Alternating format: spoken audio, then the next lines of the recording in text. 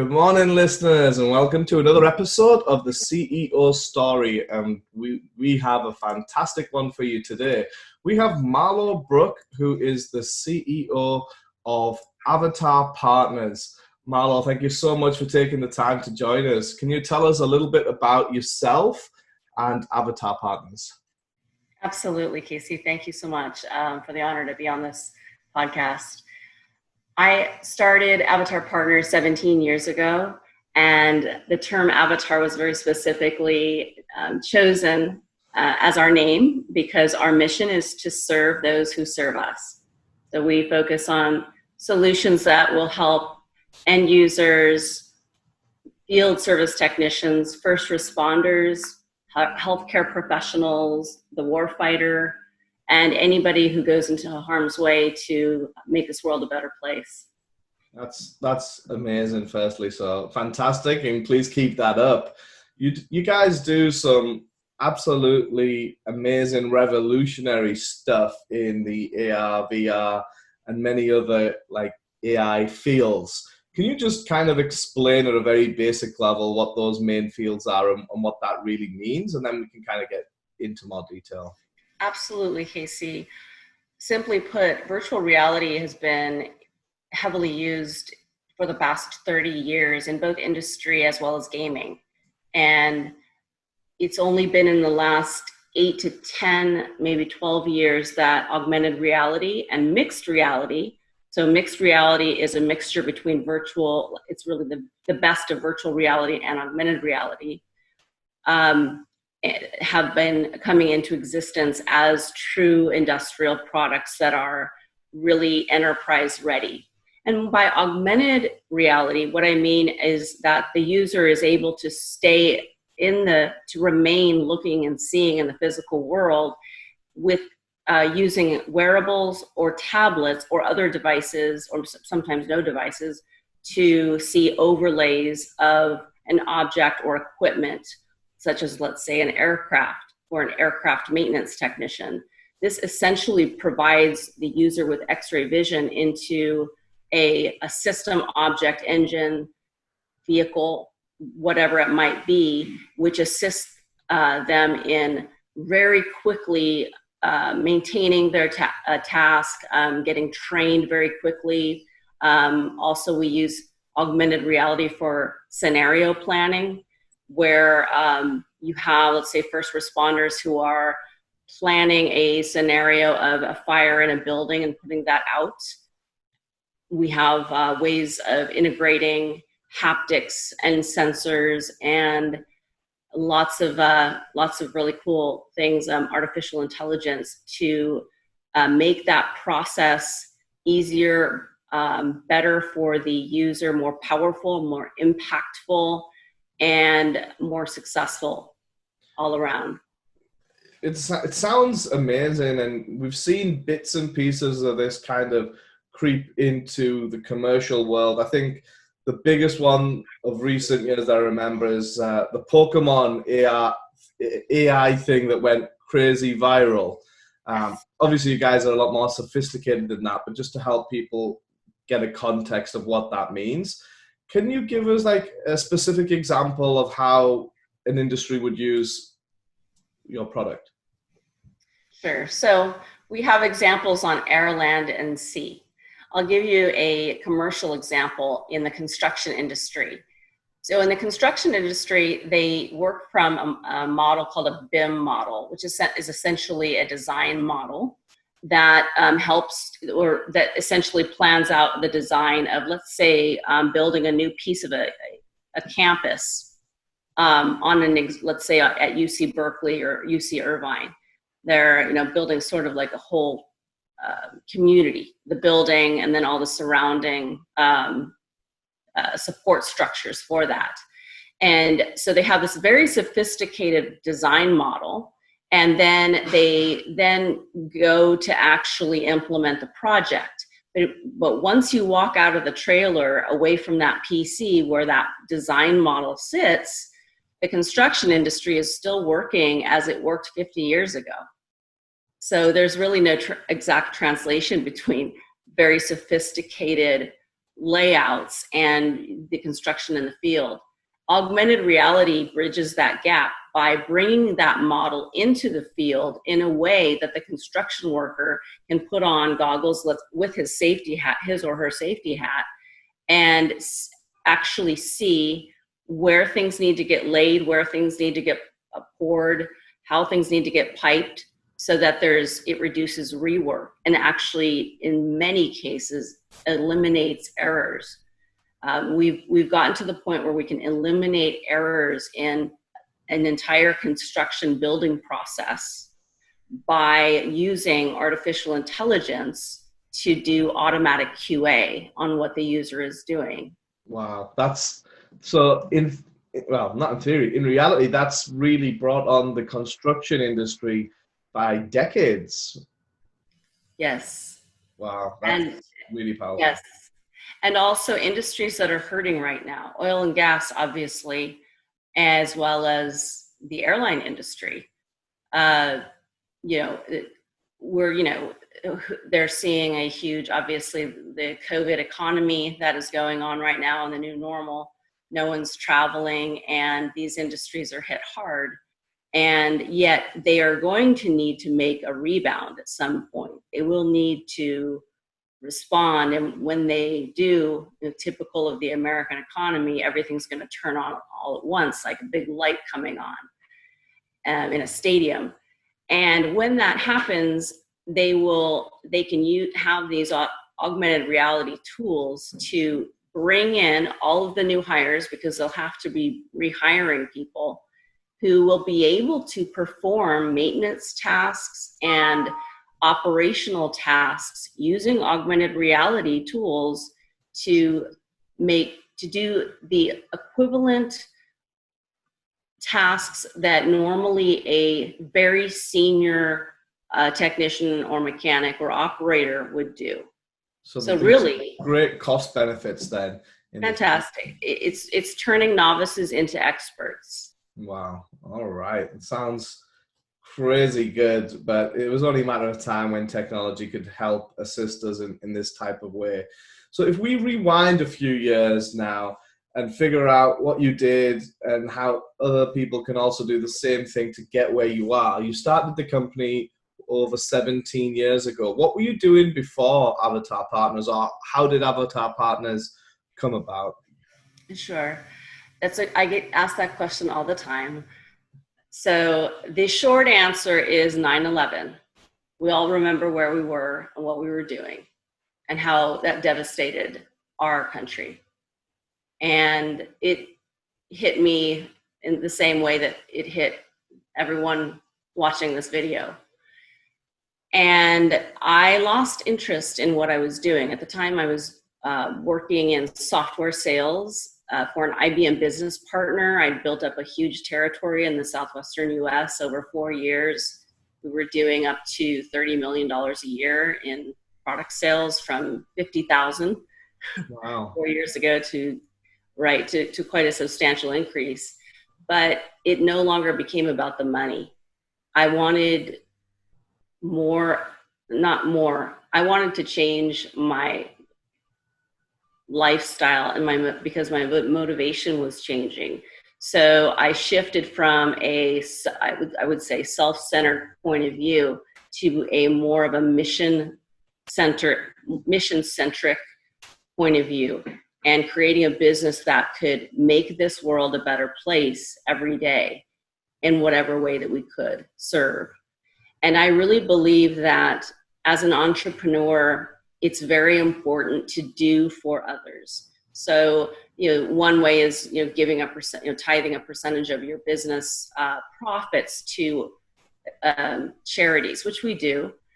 I also, however, think that if you can be mission oriented in your desire to make this world a better place in whatever way that is, it's substantially more emotionally rewarding, and it also is financially beneficial, assuming that the market is there for that.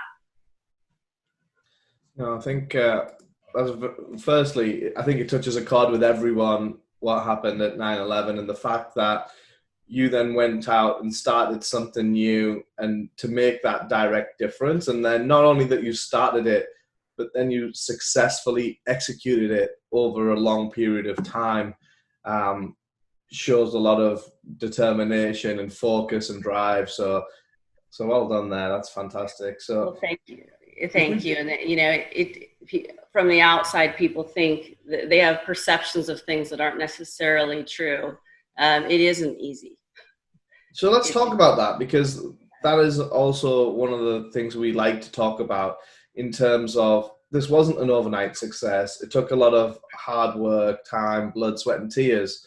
Can we talk about that side of the business and what it did take for you to make this a success?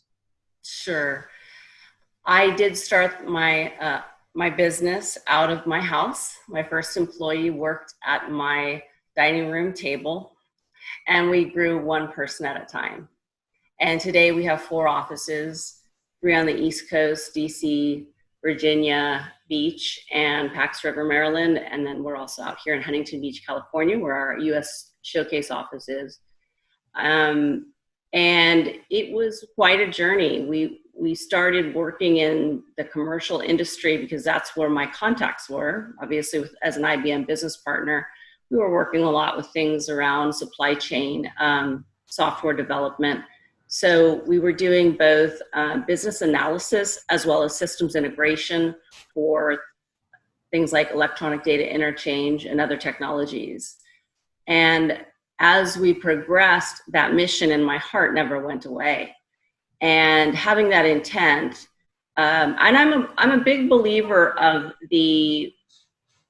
positive visualization and the ability of the mind to manifest. But this doesn't mean that it doesn't take a lot of sweat and thousands of steps to effectively and successfully complete your mission. So it took us a good 2 to 3 years to break into the defense industry, and it was through Northrop Grumman, who is very partial to small businesses, and in particular women-owned small businesses. And they liked what we did, and we grew there, and from one consultant to many. And from there, we started to directly work with the Air Force and the US Navy. And now we work with all branches of the military, as well as the commercial segments that we have had past relationships in. That sounds fantastic. If we could break that down into, how did you get your first contract when you were at your dining room table, and then scale it from there? Sure. I got my first contract from Disney. It was a relationship that I had had prior to starting Avatar Partners, and it was a business assessment, and it was dealing with UCCNet and basically standardization of data between trading partners so as to facilitate communications and speed the flow of money. And that contract I won. It was signed, and I went to go, put on my consultant hat and go do the work, and went to their offices, and they said, "We really don't need this. We don't really need your help with this." So I got a contract. I just didn't execute the contract. So that was the first lesson learned. It's really Did they pay you or not? What was that? Did they pay you? They didn't pay us because I never did the work. We never did the work. Oh, wow. So then I learned the power of, visualization. Sure, visualize yourself closing the contract, but remember that you actually have to complete the work and get paid. 2 more steps after the contract. But with that lesson learned, we progressed, and we really found that, really it's all about adding value. So to me, I see, because of the long hours that entrepreneurs work, that we're often mistaken for people who live to work. And I don't see it that way. I don't live to work. I work to live. But the thing that I live to do mostly is to create. And to me, business is a creative process. Business is my canvas. And so, you know, business in that way, it's a very complex creative process in that it involves people. It involves relationships. Everything's about relationships. And sometimes we're talking about hundreds and thousands of people for a given project. And, you know, there's also that creative aspect of understanding what a person or an organization's needs are, and the creative process of developing a solution that fits perfectly with what they need. So what I found with moving into the military sales that I found so delightful is that they involve all levels of users, from the actual users to, you know, the soldier that's, you know, doing, you know, he's the feet on the street, the boots on the ground, all the way up to the leadership echelons. And decisions are made at every single level. And when we started to work in that capacity, we realized that the amount of understanding it took us to truly understand their needs at such a minute level, you know, was a creative process unto itself. And I found it very fun.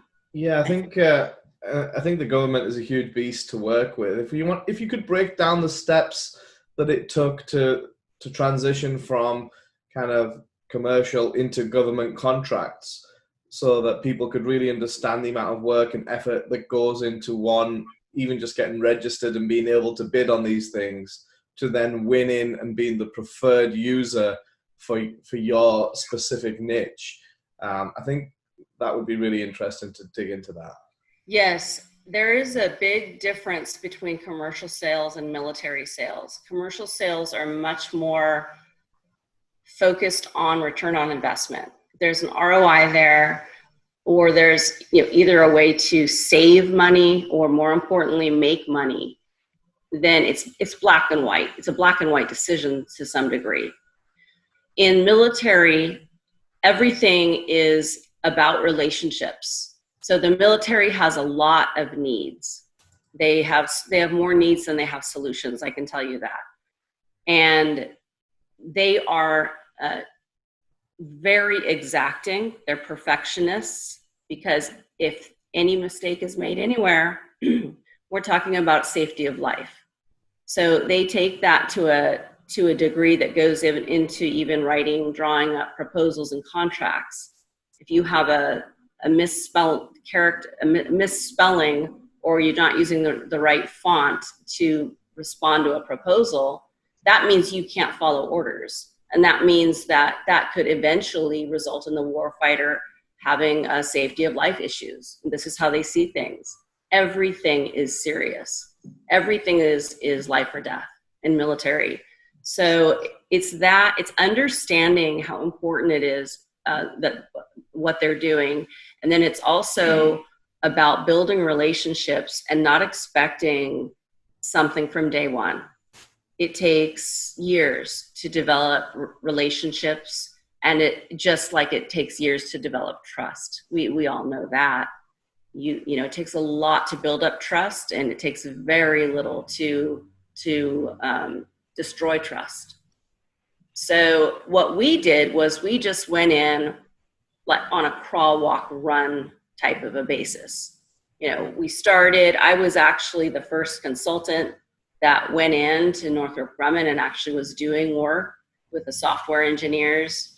And then another person came in, and suddenly we had a team, and things grew from there. We were working with mission planning systems. And if you develop the reputation of always delivering high quality product on time and within budget, that's what they care about.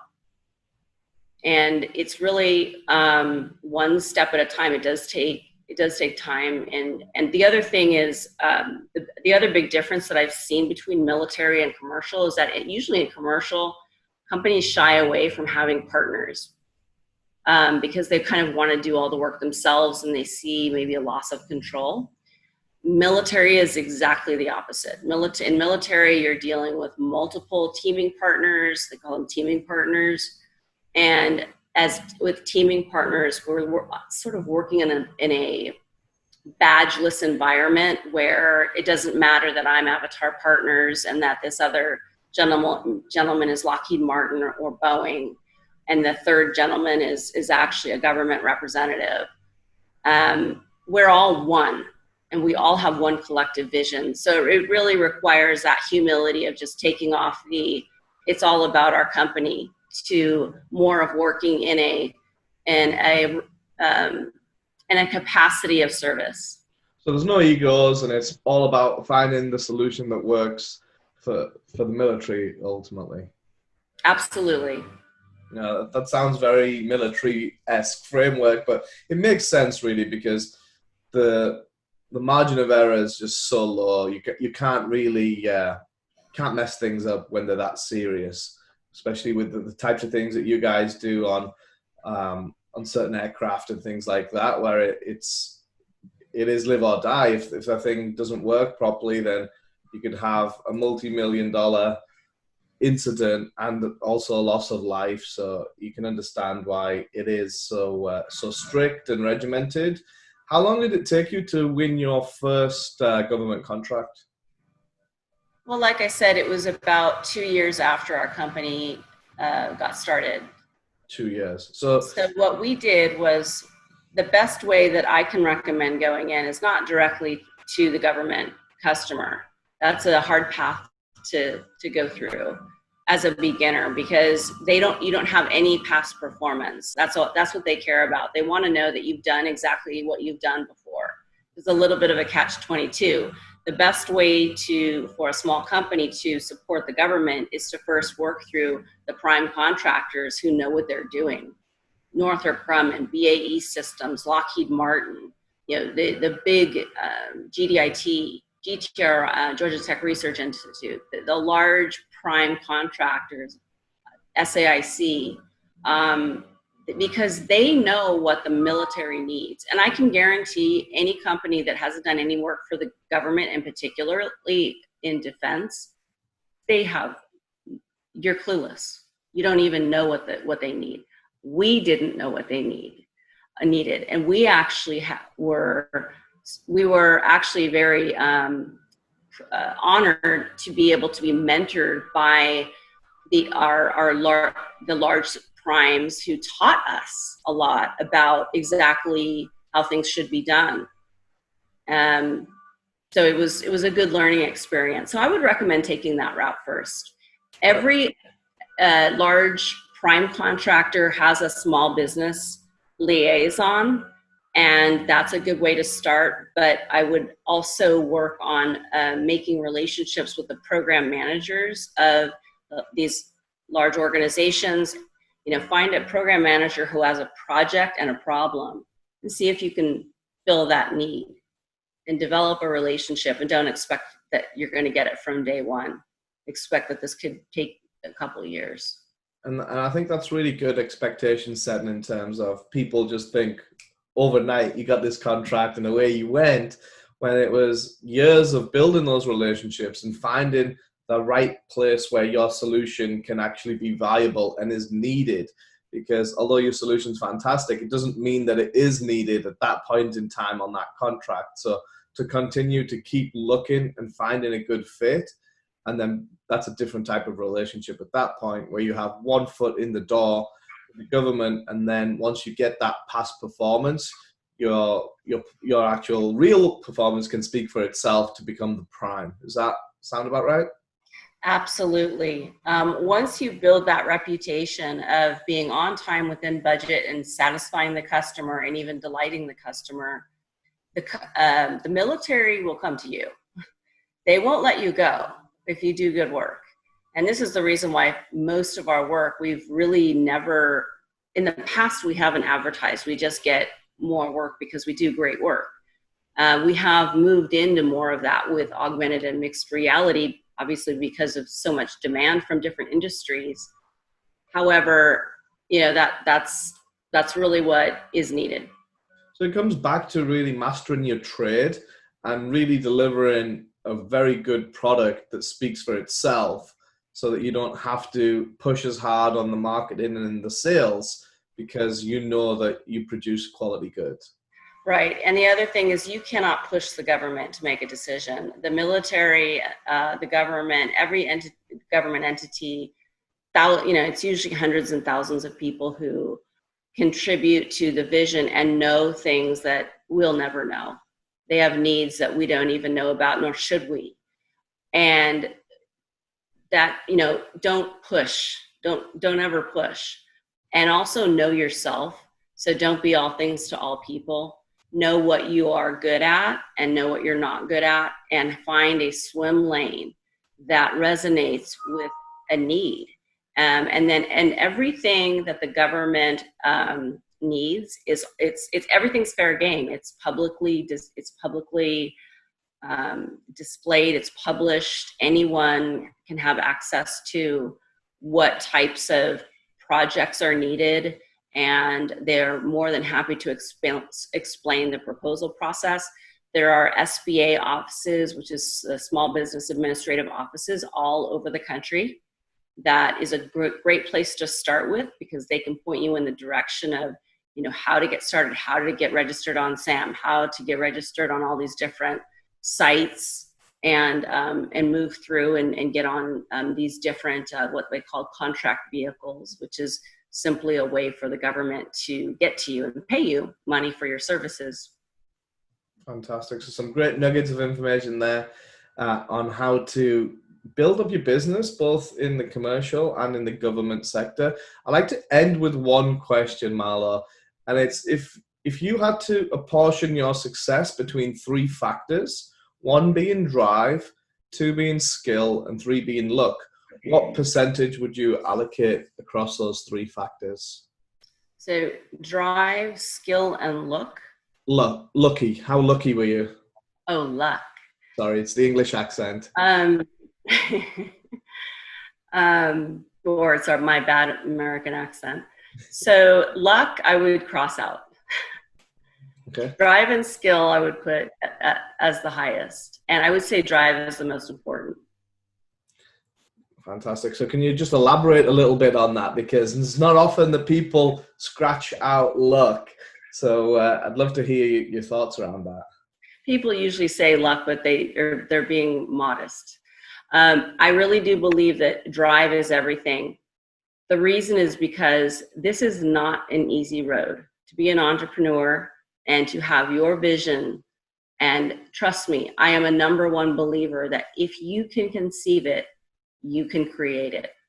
It just depends on how hard are you willing to work on this? How far are you willing to go? So the drive is what will take you through the hard times. When you fail, like at that first contract I got and never actually got, it'll take you through the bad economic times, such as global pandemics or the crash of 2008. Some people call that a recession, some call it a depression. We certainly went through that. We went through a huge issue last year. And it's got to be the drive, because you will have you'll have more failures than you have success.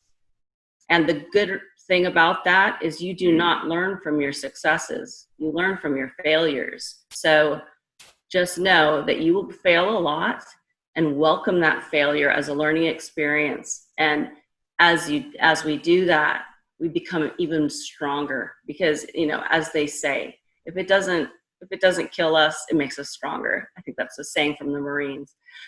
And I think that's very true.